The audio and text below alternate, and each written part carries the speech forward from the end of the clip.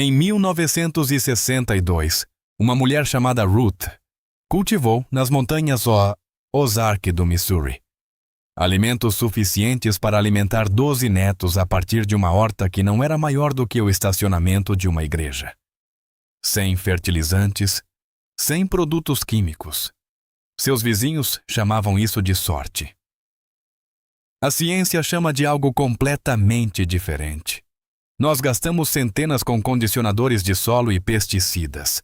Nossa horta ainda sofre. Nossas avós não gastavam nada. Pimenta caiena da prateleira de temperos, fósforos da gaveta da cozinha, jornais velhos da varanda, e suas colheitas duravam mais do que qualquer coisa que se possa comprar hoje. O truque 20 alimentou famílias inteiras durante a depressão. 3 sementes, um buraco e o truque 25, na verdade, não é bem um truque. É algo que minha avó entendia sobre o céu e que a maioria dos jardineiros modernos esqueceu. 25 truques de jardinagem gratuitos do campo, do tipo que só uma avó conhecia. Cada um deles comprovado cientificamente. Vamos começar por onde a avó Ruth sempre começava. Na cozinha, o anel de pimenta caiena que afugentava os coelhos. Toda a primavera, antes que a primeira muda fosse para a terra, a avó Ruth ia para a horta com algo que não tinha nada a ver com jardinagem. Um pote de pimenta caiena da prateleira da cozinha. Ela a polvilhava ao redor de cada planta, como se estivesse temperando uma panela de sopa. Coelhos odeiam comida apimentada, dizia ela. Esquilos também.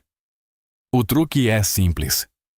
Polvilhe pimenta caiena ao redor da base de cada planta que você deseja proteger. Reaplique após a chuva. A capsaicina, o mesmo composto que queima a língua, queima os narizes e as patas de coelhos, veados e esquilos, mas não prejudica as plantas. Um estudo da Universidade de Nebraska revelou que as bordas de hortas tratadas com pimenta caiena tiveram 78% menos invasores animais do que os canteiros não tratados. A avó não precisava de um estudo, ela precisava que seus tomates sobrevivessem à noite. Eu ainda consigo ver o fraco anel vermelho alaranjado ao redor de cada planta na luz da manhã. O ar quente com o toque de algo picante subindo da terra. A prateleira de temperos tinha mais do que apenas pimenta. Bem ao lado, naquele pequeno pote marrom que ninguém mais usava para assar, havia algo ainda mais poderoso. O pó marrom que detinha a podridão. Quando as mudas eram pequenas, naqueles primeiros dias frágeis, quando uma única noite úmida podia dizimar uma bandeja inteira, a avó Ruth as polvilhava com canela. Sem açúcar, sem farinha. Canela. Ela mantém o mofo afastado, dizia ela. Ninguém acreditava nela. As mudas nunca apodreciam. Uma leve polvilhada de canela em pó na superfície do solo ao redor das mudas atua como um escudo antifúngico natural e contém o tombamento, damping off. O destruidor número 1 de plantas jovens. Aquilo que transforma uma muda perfeita em um fio marrom, murcho da noite para o dia, não consegue sobreviver na presença da canela. O composto cinnamaldeído perturba as membranas celulares dos fungos sem afetar a planta. Testes de laboratório mostram que a canela reduz o crescimento de fungos em bandejas de mudas em até 80%. O cheiro de canela se misturando com a terra molhada, como uma cozinha em dia de festa, era a marca de uma estufa em uma manhã chuvosa de sábado. As especiarias protegiam as plantas jovens, mas a horta precisava de mais do que apenas proteção. Precisava de café da manhã. E a avó Ruth o servia todo sábado de manhã a partir de um pote de vidro no balcão da cozinha. Café da manhã de sábado para as minhocas. Todo sábado, o pote de vidro descia com a borra de café usada de uma semana. A avó Ruth não a espalhava aleatoriamente. Ela percorria cada fileira e distribuía uma linha fina ao longo da base de cada planta, assim como se cura uma frigideira de ferro fundido. Leve e uniforme. As minhocas vêm correndo, dizia ela. Ela não estava exagerando.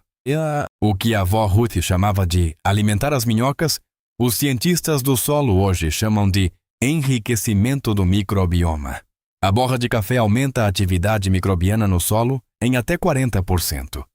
A matéria orgânica alimenta bactérias e fungos benéficos, que convertem o nitrogênio em uma forma que as raízes das plantas podem realmente absorver. E as minhocas, as engenheiras de um solo saudável, são atraídas pela borra de café como imãs. Uma horta com uma população ativa de minhocas produz um solo com 5 vezes mais nitrogênio disponível do que uma sem elas. Espalhe. Use a borra de café em uma camada fina ao redor da base da planta, nunca com mais de meio centímetro de espessura. Incorpore-a levemente na camada superior do solo. Isso é tudo o que a terra sempre pediu. A borra de café úmida e escura sobre a terra matinal. O cheiro doce e mofado do café de ontem, encontrando a horta de hoje. A borra de café alimentava as pequenas coisas debaixo da terra, mas as plantas acima precisavam de algo mais duro. Cálcio. E ele vinha todas as manhãs do mesmo lugar. Estrelas quebradas que as lesmas não querem atravessar. A vó Ruth triturava suas cascas de ovo de maneira diferente do que a maioria das pessoas imagina. Ela não as moía até virar pó, não para esse propósito.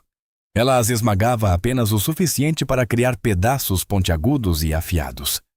Então, ela as espalhava em um anel ao redor de cada planta que as lesmas adoravam. Elas não vão atravessar vidro quebrado, dizia ela, e não vão atravessar cascas quebradas. Triture cascas de ovo secas em fragmentos pequenos e afiados, não em pó. Espalhe-as em os folhas em um anel ao redor de plantas suscetíveis a lesmas, como alface, morangos e hostas. As bordas afiadas cortam os corpos macios de lesmas e caracóis, formando uma barreira física que eles não querem atravessar. Estudos mostram que a atividade de gastrópodes em canteiros tratados com cascas de ovo cai em até 60%. Enquanto isso, o carbonato de cálcio se dissolve lentamente no solo abaixo, fortalecendo as paredes celulares das plantas e prevenindo a podridão apical. Um resíduo de cozinha, 2 funções.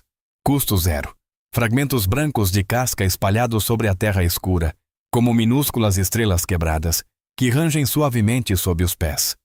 As cascas de ovo construíam uma armadura, mas havia outro resíduo de cozinha que dava à horta algo que ela desejava ainda mais do que cálcio: potássio. E a maioria das pessoas o joga fora sem pensar.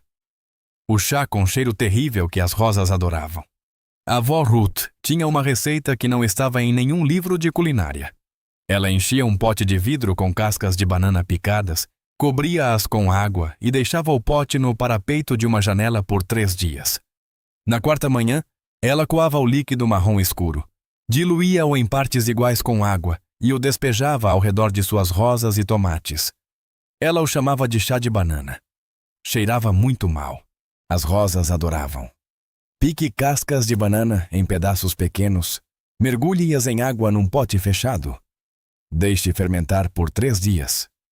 Coe o líquido e dilua-o na proporção de 1:1 com água limpa. Aplique-o uma vez por semana diretamente no solo ao redor de plantas com flores e frutos. As cascas de banana contêm até 42% de potássio em sua matéria seca, o mineral que desencadeia a floração e a produção de frutos. Através da fermentação na água, o potássio é extraído em uma forma líquida que as raízes das plantas absorvem imediatamente. Ao contrário das cascas enterradas, que levam semanas para se decompor, os jardineiros que usam chá de banana relatam flores visivelmente maiores dentro de 2 semanas após a primeira aplicação. Um líquido âmbar escuro sendo derramado de um pote de vidro, a doçura passada da banana fermentada se misturando com o ar da horta. O chá de banana fornecia potássio. A borra de café fornecia nitrogênio. As cascas de ovo forneciam cálcio, mas havia outro mineral que a maioria dos jardineiros esquece completamente. E a avó Ruth o encontrava no lugar mais estranho: os fósforos que ela enfiava na terra.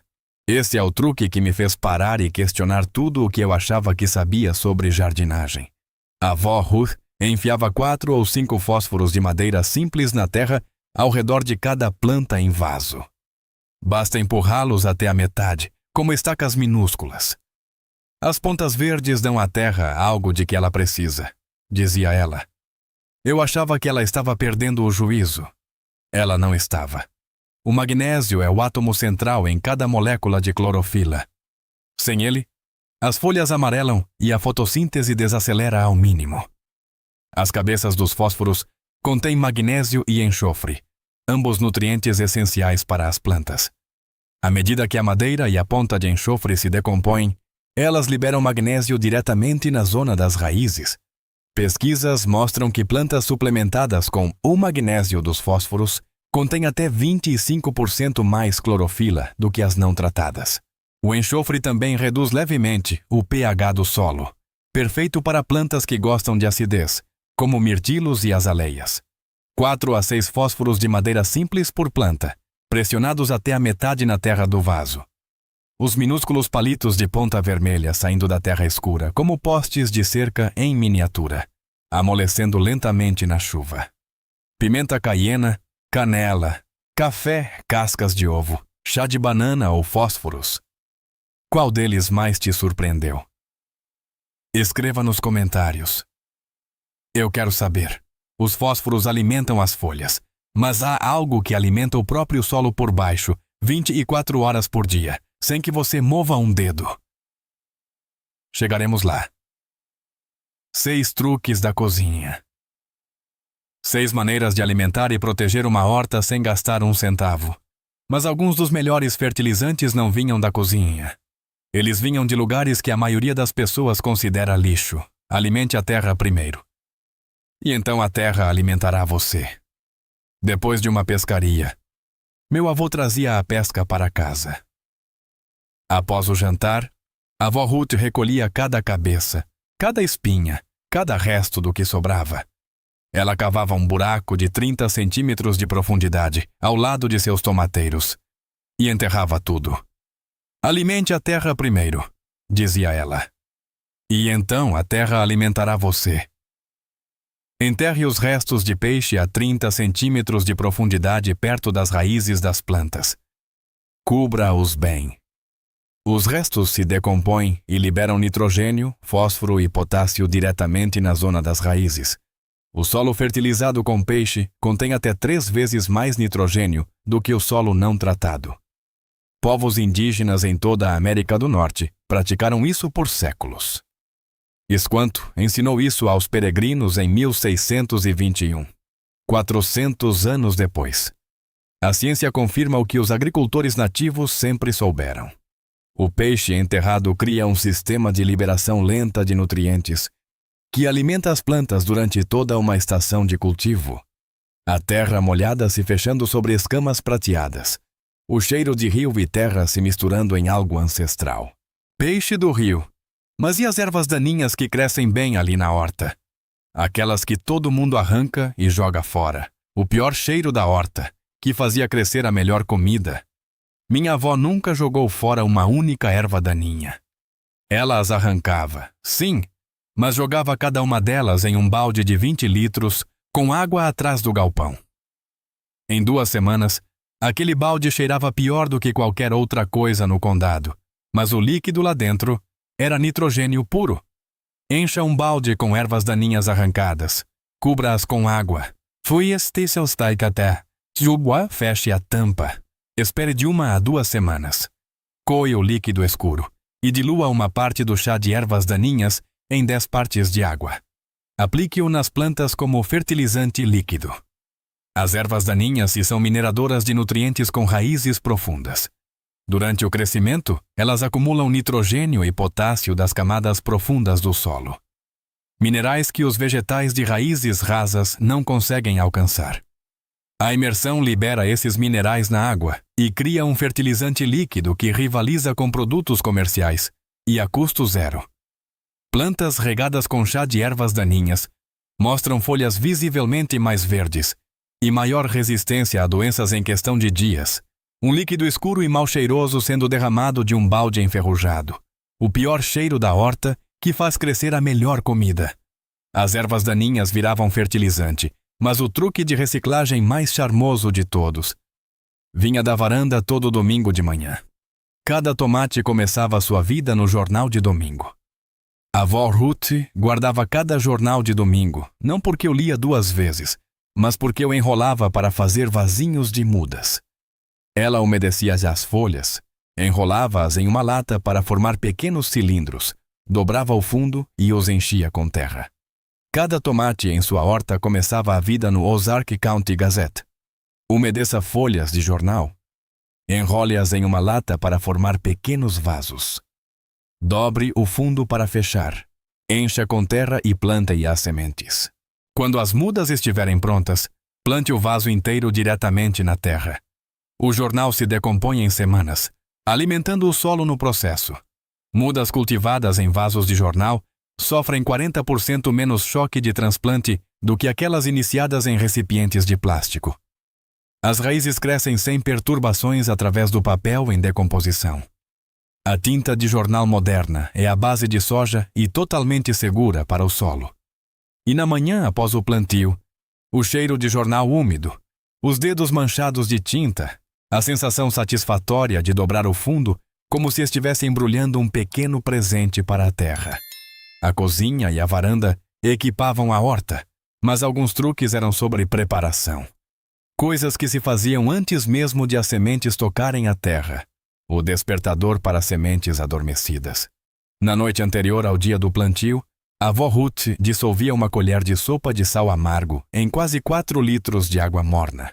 Ela jogava cada semente grande, feijão, abóbora, milho, nesse banho leitoso e as deixava de molho até a manhã seguinte. As sementes precisam acordar antes de serem colocadas na terra, dizia ela. Esse é o despertador delas. Dissolva uma colher de sopa de sal amargo por galão de água morna. Deixe as sementes grandes de molho por 4 a 6 horas antes do plantio. O magnésio penetra na casca da semente e ativa as enzimas de germinação, o que desencadeia a divisão celular das raízes antes mesmo de a semente tocar a terra. Agricultores que fazem o pré-molho relatam taxas de germinação até 20% maiores do que no plantio a seco, com as mudas brotando simultaneamente em vez de esporadicamente. Uma horta uniforme, em vez de uma cheia de falhas. Sementes flutuando durante a noite em água levemente turva no balcão da cozinha. A casa está silenciosa. As sementes acordam suavemente. Se a sua avó tinha um ritual de plantio, algo que ela fazia toda a primavera e que ninguém mais entendia, eu quero ouvir.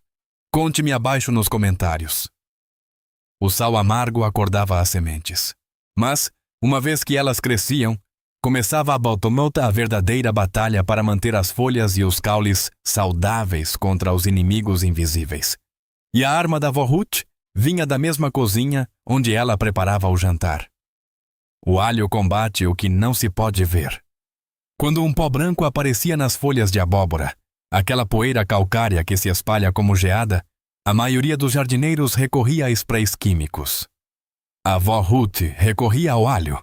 Ela esmagava 6 dentes, deixava-os de molho em água durante a noite, coava o líquido para um borrifador e, ao amanhecer, pulverizava cada folha afetada. O alho combate o que não se pode ver, dizia ela.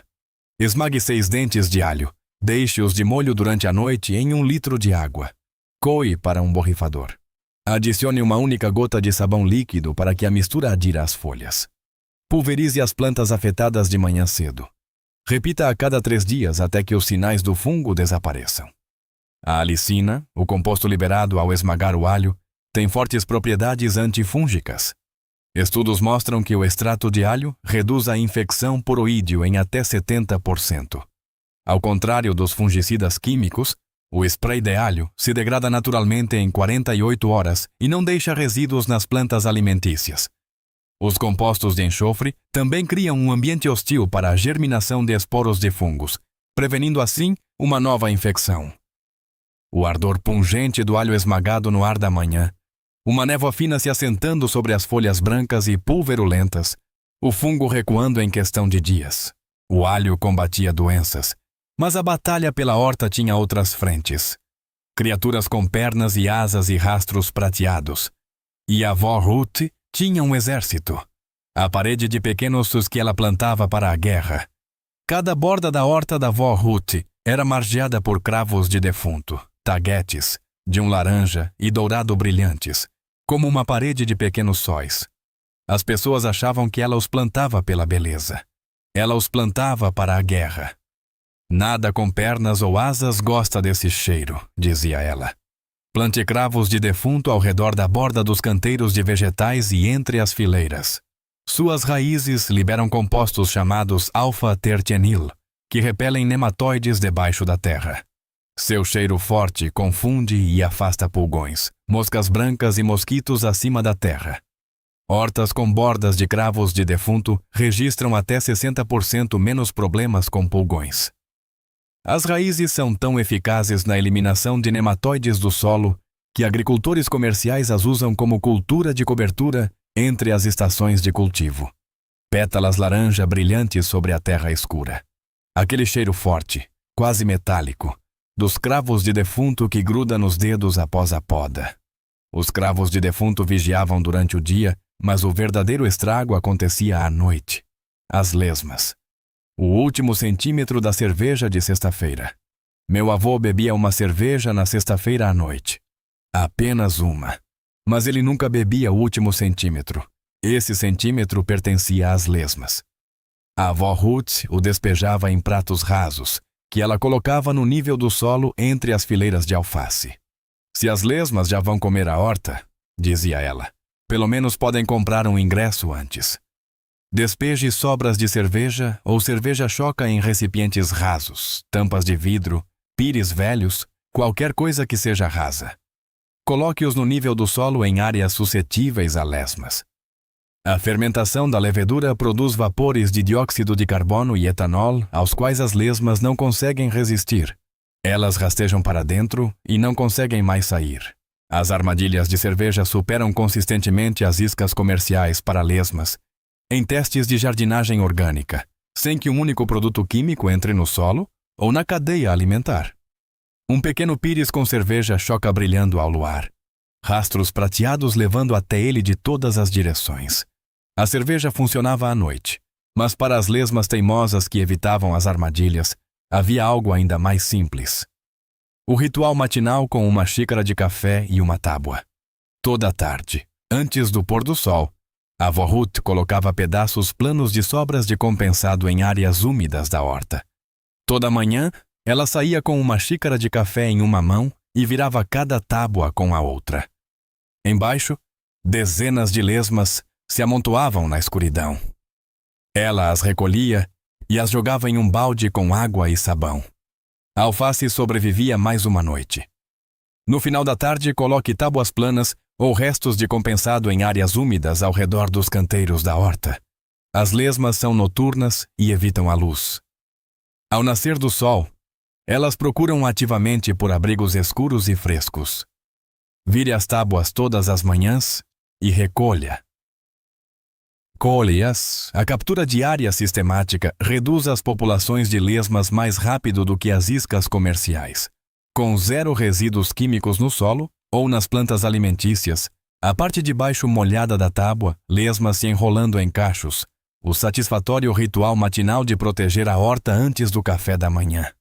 Cerveja e compensado capturam lesmas uma a uma. Mas a avó Ruth tinha um sistema que impedia que as pragas se tornassem um problema sério em primeiro lugar. Esse é o truque 20, e é muito antigo. O controle de pragas estava resolvido. Agora vinha o recurso mais importante de todos. Água.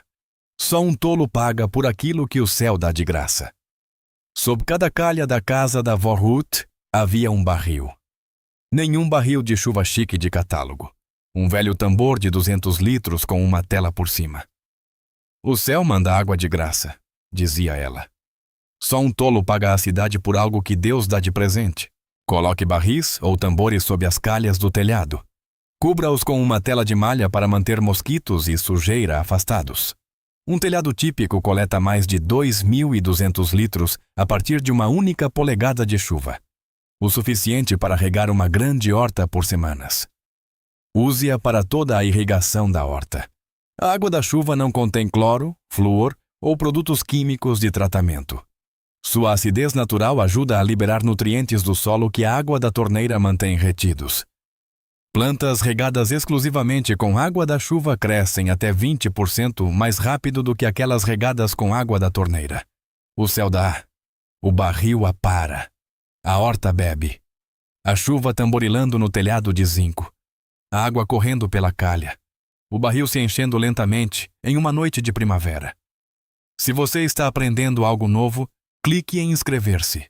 Ainda vem mais 10 desses truques, e eles só ficam melhores. A água da chuva alimentava as plantas, mas manter essa umidade no solo era outro problema.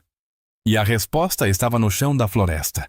O cobertor cor de ferrugem da linha das árvores.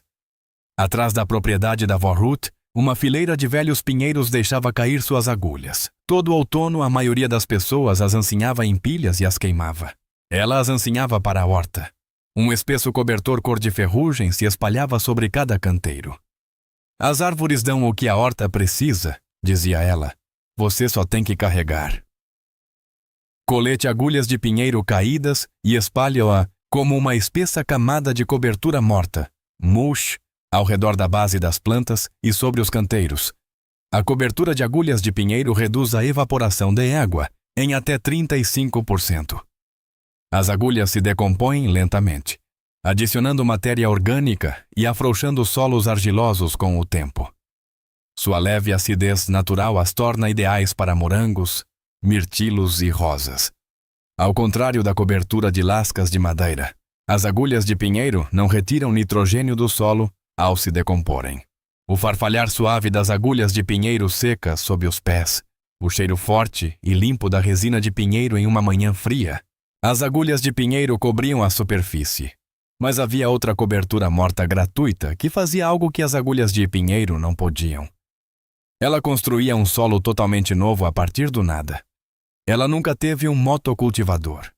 A vó Ruth nunca teve um motocultivador. Ela não acreditava em revirar a terra. Você não vira o chão de uma floresta de cabeça para baixo, dizia ela. Por que você viraria uma horta? Em vez disso, ela colocava folhas de papelão marrom simples diretamente sobre o solo cheio de ervas daninhas, umedecia-as, empilhava 15 centímetros de composto por cima e plantava diretamente ali.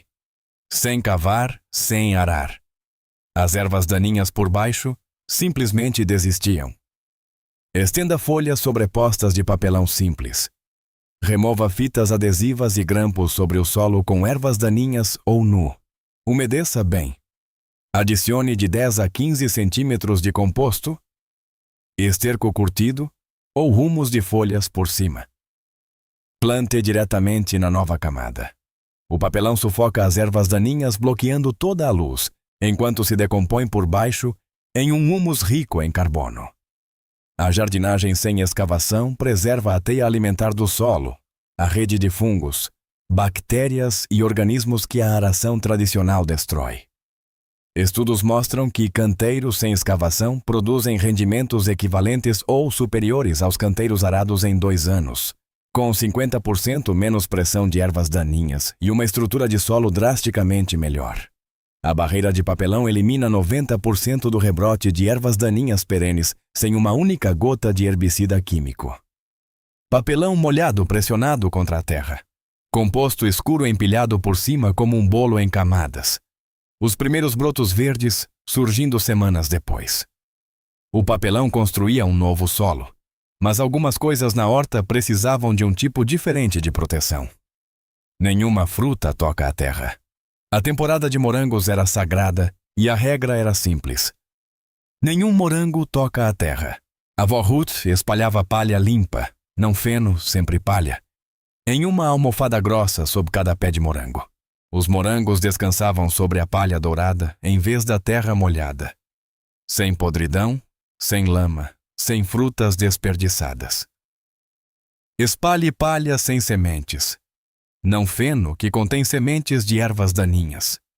Sob as plantas de frutas vermelhas e entre as fileiras, a barreira seca impede que fungos do solo respinguem nas frutas durante a chuva. A cobertura de palha reduz a podridão dos frutos nas plantações de morango em até 60%. Ela também mantém a temperatura do solo estável e prolonga o período de frutificação em até 2 semanas. Morangos vermelhos descansando sobre a palha dourada, limpos e secos, prontos para serem comidos direto do pé. A palha mantinha os morangos limpos. Mas o truque de engenharia rural mais impressionante envolvia algo que a maioria das pessoas nunca colocaria em uma horta: 5 pneus de altura até agosto. Atrás do celeiro, meu avô tinha uma pilha de pneus velhos. A avó Ruth via canteiros de horta. Ela colocava um pneu no chão, enchia-o com terra e plantava 3 batatas semente dentro. Quando os brotos verdes cresciam 30 centímetros, ela empilhava outro pneu por cima e adicionava mais terra. Ela continuava empilhando durante todo o verão, chegando a 5 pneus de altura até agosto. Coloque um pneu velho em um terreno plano, encha-o com terra, plante batata semente. À medida que os caules crescerem, adicione outro pneu e encha-o com mais terra. Os caules enterrados produzem tubérculos adicionais em cada nível. Desmonte a pilha na hora da colheita. As batatas caem de cada camada. Uma única pilha de pneus pode render até 45 quilos de batatas em apenas 0,37 metros quadrados de solo, 5 vezes o rendimento de um plantio plano tradicional. A borracha preta absorve o calor do sol, aquecendo o solo e prolongando a estação de cultivo em semanas. Círculos de borracha preta empilhados perto do celeiro. Ramas verdes de batata transbordando pela borda superior. A surpresa de desmontar a pilha no outono e encontrar batatas como tesouros, enterrados em cada nível.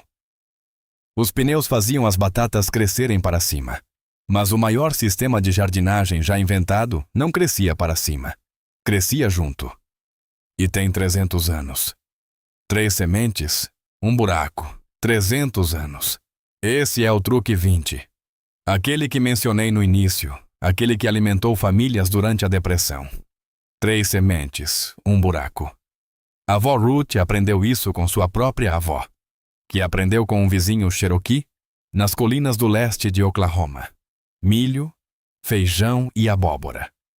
Plantados juntos, não como um experimento, mas como um sistema. O milho cresce alto e se torna uma estaca viva. Os feijões sobem pelo caule do milho e, em troca, retiram nitrogênio do ar e o canalizam para o solo. Fertilizante gratuito para as 3 plantas. A abóbora espalha suas folhas largas como um cobertor vivo sobre o chão, bloqueando a luz do sol para as ervas daninhas, retendo a umidade no solo e mantendo a terra fresca no calor do verão. Esta é uma ciência de policultura verificada. Cada planta fornece o que as outras precisam. Pesquisas agrícolas modernas confirmam que o sistema das 3 irmãs produz mais alimento total por hectare do que qualquer uma das 3 culturas quando cultivada sozinha. Bactérias fixadoras de nitrogênio nas raízes do feijão podem adicionar até 45 quilos de nitrogênio por acre por temporada, o equivalente a um saco de fertilizante comercial. E o efeito de cobertura de solo das folhas de abóbora reduz a perda de água em até 40%. 300 anos. Há quanto tempo esse sistema alimenta famílias neste continente? Sem máquinas, sem sacos de fertilizante, sem sistemas de irrigação, apenas 3 sementes em um buraco e o conhecimento de como elas trabalham juntas. Se você já experimentou o método das 3 irmãs, milho, feijão e abóbora juntos, eu quero saber como foi. Escreva sua experiência nos comentários. As 3 irmãs funcionavam porque cada planta ajudava as outras. O mesmo princípio se aplicava a combinações menores em toda a horta. As plantas conversam umas com as outras através das raízes. A avó Ruth nunca plantava um tomate sem manjericão ao lado, mas ela também tinha combinações que ninguém mais no condado usava. Ela plantava camomila entre suas fileiras de repolho. Ela cultivava endro ao lado de seus pepinos. Ela espalhava sementes de borragem ao redor de seu canteiro de morangos. As plantas conversam umas com as outras através das raízes, dizia ela. E elas têm um sabor melhor quando estão felizes. A camomila melhora o sabor do repolho. O endro atrai vespas benéficas que protegem os pepinos. A borragem aumenta o rendimento e a doçura dos morangos. A capuchinha, plantada perto da abóbora, atua como uma planta armadilha, um guarda-costas sacrificial que atrai os pulgões para si e os mantém longe da colheita. Pesquisas recentes na química de compostos voláteis de plantas confirmaram o que a avó sentia no sabor. Plantas companheiras liberam compostos orgânicos voláteis através das raízes e folhas que realmente alteram a química do sabor de suas vizinhas. O manjericão, plantado a menos de 30 centímetros dos tomates, aumenta a concentração de óleos aromáticos do tomate em até 20%. A camomila libera compostos que melhoram de forma mensurável o teor de óleos essenciais das brássicas próximas. O perfume misturado de uma horta bem combinada, manjericão, tomate, camomila, um aroma que pertence ao verão. As plantas ajudavam umas às outras acima da terra, mas debaixo da terra um sistema trabalhava a cada hora de cada dia. Um que a maioria das pessoas nunca via. O balde enterrado até a borda. No meio de cada canteiro da horta, enterrado na terra até a borda, havia um balde. Um velho balde de plástico com furos ao redor e o fundo cortado. Essa era a torre de minhocas. Todos os dias, a avó Ruth levantava a tampa e jogava restos de cozinha, borra de café, cascas de vegetais e cascas de ovo lá dentro. Eu não faço compostagem, dizia ela. Eu alimento as minhocas alimentam a terra nos alimenta. Faça pequenos furos ao redor de um balde, corte o fundo, enterre-o no meio de um canteiro da horta, de modo que apenas a borda e a tampa fiquem acima da terra. Adicione restos de cozinha diariamente. As minhocas entram pelos furos, comem os restos e transportam nutrientes por todo o solo ao redor. As torres de minhocas criam um ciclo contínuo de nutrientes exatamente onde você precisa. As minhocas processam a matéria orgânica em humus de minhoca, um dos fertilizantes naturais mais ricos conhecidos. Sua escavação de túneis aera o solo e melhora a absorção de água em até 40%. Uma única torre de minhocas pode fertilizar um raio de 3 metros de um canteiro de horta, sem a necessidade de cavar, revirar ou carregar. Ao levantar a tampa, você vê um composto escuro e rico, fervilhando de movimento. Minhocas vermelhas serpenteando pela borra de café e cascas de vegetais, construindo silenciosamente a terra mais fértil da propriedade. As minhocas trabalhavam debaixo da terra. A horta crescia, mas o clima tinha outros planos. Galões brancos fantasmagóricos na geada da manhã. A primeira onda de frio no outono não era um desastre na horta da avó Ruth. Era um exercício. Ela saía com uma caixa de galões de leite vazios, cortava os fundos com uma tesoura de cozinha e colocava um sobre cada planta jovem que ainda estava produzindo. Estufas instantâneas, de graça. Corte o fundo de galões de plástico. Coloque-o sobre mudas individuais ou plantas pequenas. O plástico transparente retém o calor do dia e mantém a umidade do ar. Remova a tampa durante o dia para ventilação. Remova o galão completamente quando o sol da manhã ficar forte. O plástico transparente cria um efeito estufa que mantém a temperatura interna até 15 graus mais quente do que o ar externo. Esse amortecedor protege as células das plantas contra a formação de cristais de gelo, o verdadeiro mecanismo que causa os danos da geada. Um único galão pode prolongar a estação de cultivo em 2 a 4 semanas, tanto na primavera quanto no outono. Névoa matinal no plástico transparente. Uma fileira de galões brancos fantasmagóricos na luz da manhã. Folhas verdes, visíveis e vivas lá dentro, enquanto a geada pinta de branco o solo nu ao redor delas. Os galões de leite protegiam as plantas. Mas os galões de leite da avó Ruth tinham outro uso. Um que era mais antigo do que o plástico do qual eram feitos. O galão de leite enterrado que regava enquanto ela dormia. Talvez você já conheça esse truque. E se assistiu ao nosso primeiro vídeo, você conhece. Mas aqui está a parte da história que não contamos da última vez. O galão de leite enterrado, furado e cheio de água não é um truque de avó. É uma tecnologia de 4.000 anos. No norte da África, antes mesmo do Império Romano. Os agricultores enterravam potes de barro não esmaltados, chamados olas, na terra ao lado de suas plantações. A água infiltrava pelas paredes porosas de barro, gota a gota, diretamente para as raízes. Sem evaporação, sem desperdício na superfície. Quando a avó Ruth aquecia um prego no fogão e fazia furos em um galão de plástico, ela estava reinventando algo ancestral sem saber. Pesquisas modernas confirmam que os sistemas de orlas e galões enterrados usam entre 50% e 70% menos água do que a irrigação de superfície. A infiltração lenta também atrai as raízes para baixo, criando sistemas radiculares mais profundos e resistentes à seca. A avó Ruth não apenas economizava água, ela treinava as raízes para sobreviver. Separados por 4.000 anos, 2 continentes diferentes, a mesma ideia. Alguns conhecimentos são tão verdadeiros que são redescobertos repetidas vezes. De potes antigos a galões de plástico, da terra ao céu. E com isso chegamos ao último truque. Aquele que, na verdade, não é bem um truque. A noite em que ela plantou de acordo com a lua. Toda a primavera, antes de plantar uma única semente, a avó Ruth olhava para cima.